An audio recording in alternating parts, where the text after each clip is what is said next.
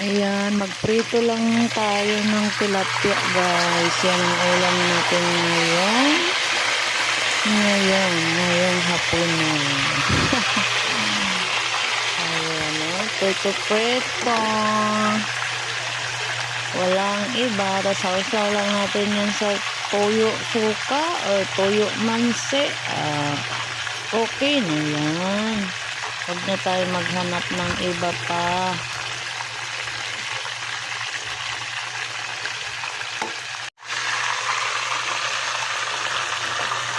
Ay, nakaluto na yata tayo. Hindi ka pala. Parang nabawasan. Pa natin yung ating isdang tilapia. Ayan, nabalatan pa. Nabalo guys, nabalo. Guys.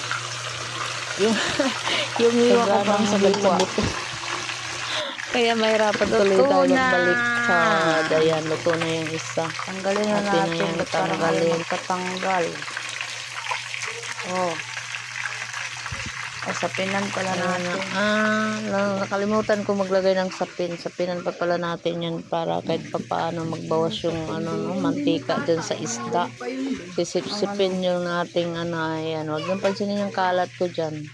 Makalat talaga yan. Makalat talaga yan dyan sa kusina pa. Mamaya pa yan lininis pagkatapos natin masarap din paksiw yan. Yung ating tilapia.